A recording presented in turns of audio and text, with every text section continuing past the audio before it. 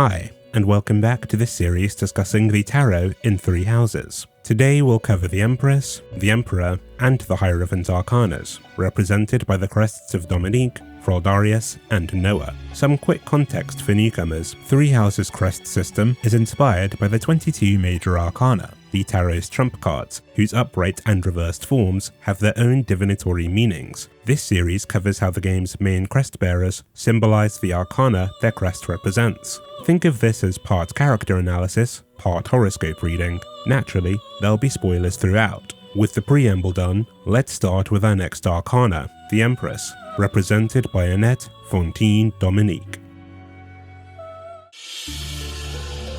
The Empress is a young woman, sat on a throne in a field of grain. Eagle-eyed viewers from last time may notice she shares the priestess's pomegranate motif, representing abundance. For the priestess, it represents the mental and spiritual abundance of her inner knowledge, but for the Empress, it represents a more literal harvest. You see, the Empress represents fertility, her scepter represents her power over life, the 12 stars on her crown, her dominance over the year, and her throne, in its bountiful, bucolic boundary, represents her dominion over nature and the abundant blessings she bestows on her subjects. In all, the Empress is a caring and maternal figure, representing unconditional love and teaching the value of investing in yourself and others. This fits Annette to a T.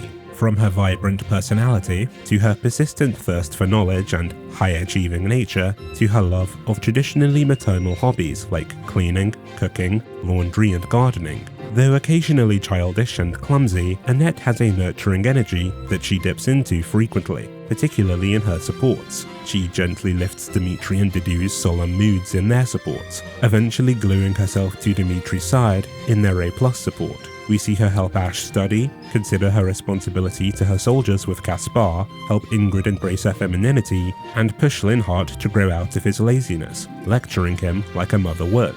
That's all to say, her vivacity and intellectual generosity rubs off on all of them, which, as Claude assures her, everyone appreciates. Side note, her friendship with Mercedes is quite appropriate, since Mercy also embodies many of the Empress's traits, particularly her nurturing and maternal nature. Despite joining the Officers' Academy with her own agenda, Annette comes to find meaning and purpose in caring for and supporting her allies. As Hilda says, she always takes on others' burdens. There's both selflessness and a certain maturity of thought in that behavior, which perhaps comes from Annette's own troubled parental relationship. Here we arrive at the reversed Empress. While the Empress showers her loved ones with care and attention, this can come at the expense of her own needs. The reversed Empress can also represent negligence towards one's loved ones or themselves. As Hilda again points out, Annette's guilty of some of that, but interestingly, that's inflicted on her by someone else.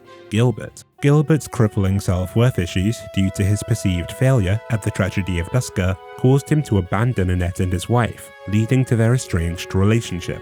The guilt from both his failure and abandoning his family pushes him to the point of actively hiding from Annette and ignoring her during White Clouds, out of pure shame. He makes it clear in their A+ support that he still loves and cares for his family, but in putting his penance, an excuse for self-flagellation, before their wishes, he hurts them with his good intentions, and fails in his role as a supportive family man, while also neglecting his own need for their companionship.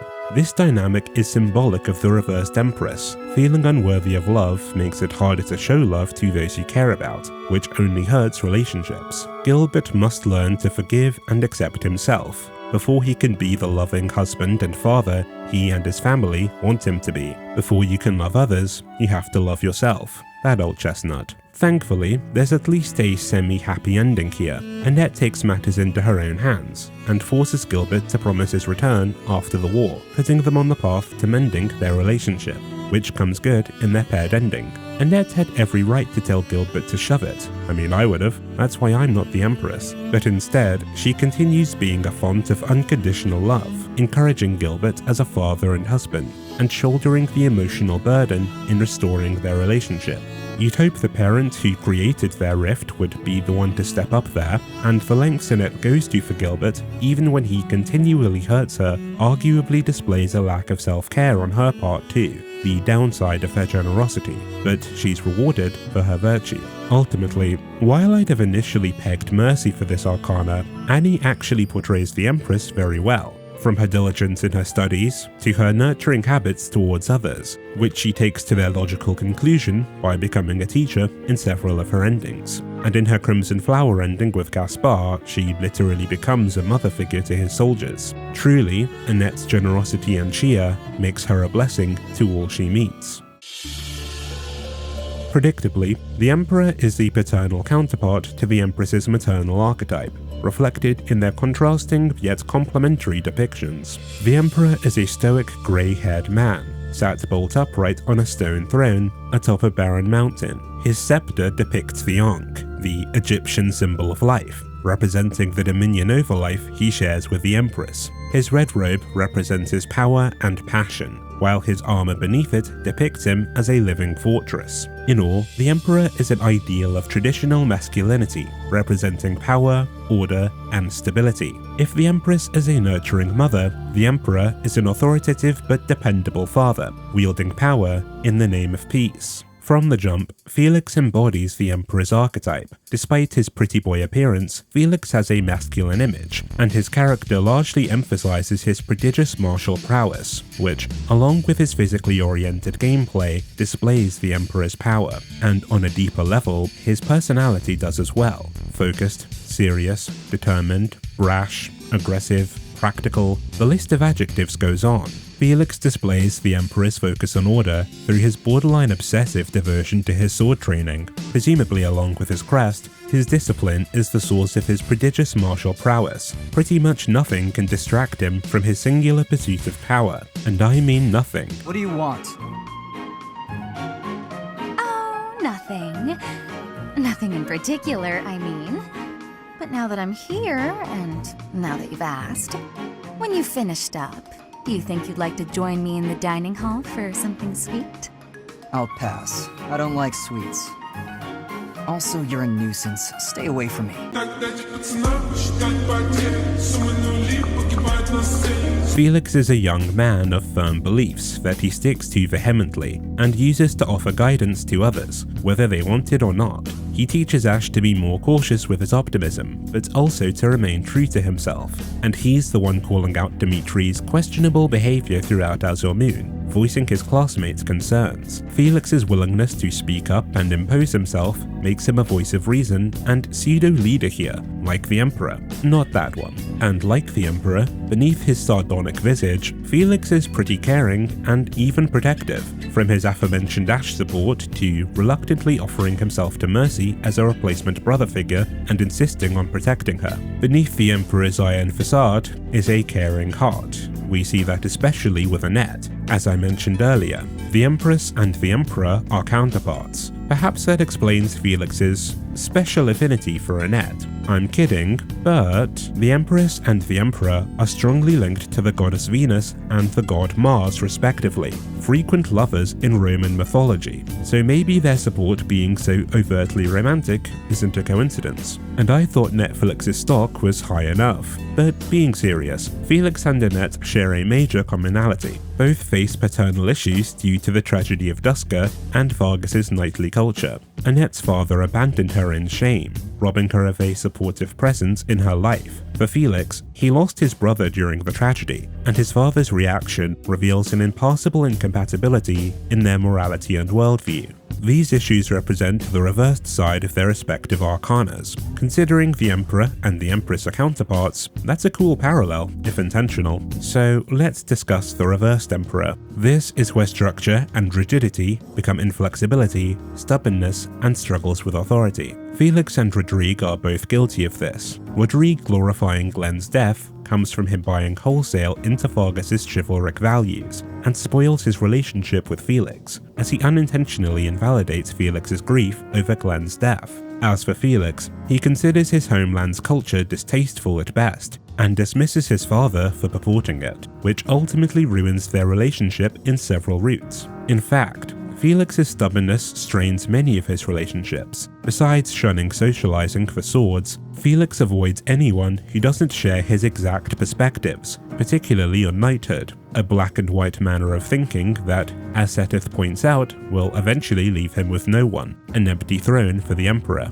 Felix is pretty flexible and creative tactically, as his Ingrid support shows, but when it comes to his beliefs, there's no room for discussion or rethought. That support also displays Felix's rudeness to his elders. He struggles with authority so much that he actually has a bane in it. This all leads him down a dark path in Crimson Flower. Felix abandons his family and friends for his ideals, and loses himself in both defiance and his pursuit of power, ultimately becoming a violent shell of himself, just like Dimitri, and he knows it. In the end, Felix must learn that while he is highly competent and his values and beliefs have merit, he can still learn from others and can't just cast away everyone and everything he doesn't agree with. After all, what's an emperor with no subjects? His supports with the likes of Seteth, Leone, and even Flayn teach him the value of flexibility, evading the reversed Emperor's hyperfixation on order, while his paired endings in Azure Moon, where he takes the mantle of Duke Fraldarius, allow him to put his power and discipline to good use for all. Another masculine counterpart, the Hierophant is to the High Priestess what the Emperor is to the Empress. His red robe and cross in his left hand signify him as a holy ruler like her, while his right hand is raised in blessing to two worshippers before him. His two fingers pointed skyward, and two pointing down, represent a bridge between heaven and earth, displaying his spiritual and holy attunement. Where the priestess encourages trusting your own intuition, the Hierophant is an upholder of tradition and social convention, teaching the value of conventional wisdom. Following established tradition doesn't have to be a bad thing. It can mean stability and surety, not necessarily stagnation. In all, the Hierophant represents normalcy and traditional knowledge and values, be they religious, spiritual, political, or social. The Hierophant is represented by Constance von Nouvelle, who's essentially aiming for normalcy. The last survivor of House Nouvelle, Coco's goal is reviving it after its fall during the Dagda and Bridget War. In other words, reclaiming the life she had before and regaining her normalcy. The concept of noble houses is very much a tradition in Fodlan as well, so she's also acting as an upholder of tradition, like the Hierophant. Her personality leans into this, with her haughty tone and refined speech. Even in her depressed state, she keeps the same desire, just in a more self-deprecating way. Since the Hierophant and the Priestess are counterparts, it's fitting that Coco and Adi have a long history together. Constance is actually relying on Edelgard using her power and clout to grant her wish in CF. It's reminiscent of the acolytes in the Hierophant's card, coming to him for his blessing. That said, Coco resents the Empire for its role in House Nouvelle's collapse, and while she sympathizes with her, she vehemently opposes Edelgard's actions outside CF, having several unique battle quotes with her. Opposing Adi means giving up her goal of reviving House Nouvelle as a noble house within the Empire, so she simply decides to create a new one outside it. Here we meet the reversed Hierophant, which represents unconventionality, non-conformity, and new methods. Coco's method of reviving House Nouvelle is to impress whoever takes over Fodlan enough to be granted peerage, and given the resources to rebuild. But she does this through R&D of magical inventions, in other words, through bucking magical convention. This represents the reversed Hierophant's subversive nature. She also bucks House Nouvelle's generational convention by revealing its biggest secret to Edelgard, that their crest isn't that of Macules, but actually Noah's. Granted, AD forces that out of her, but still. Even though she's relying on Edelgard, Constance is well aware that Edelgard's aiming to completely destroy Fodlan's current traditions and conventions, including nobility as they know it. But Coco doesn't miss a beat, adapting to this change in CF by committing to her magical innovations. In summary, Constance's aim to re-establish tradition through unconventional means represents both sides of the Hierophant. It also lightly contrasts her with Edelgard, where AD goes all in on tearing down the conventional and branding her own ideals onto Fodlan. Coco cherishes her traditional life and dedicates herself to restoring it, symbolizing the contrast between the priestess's emphasis on personal intuition versus the Hierophant's message of embracing tradition. But if their paired ending is any indication, with a little understanding and flexible thinking, the two can coexist quite fruitfully.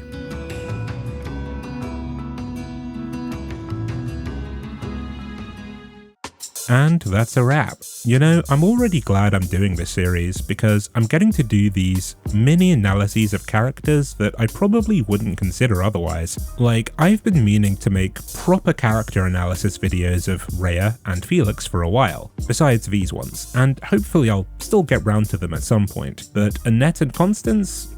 Probably not, so I'm glad I've had a chance to peel into their characters a bit more here. While I'm here, I just want to say thanks for the support on the first video. This is a pretty random topic, so I really wasn't expecting much traction, but it seems people quite liked it, which is great. Though now that I think about it, the characters on the thumbnail may have had something to do with that. Either way, I'm aiming to finish this series in 7 episodes, so we're making progress. I may or may not have other videos in between though, so watch this space. But yeah, that's all I have this time. If you have anything to say, do leave a comment, and until next time, take care, and I'll see you later.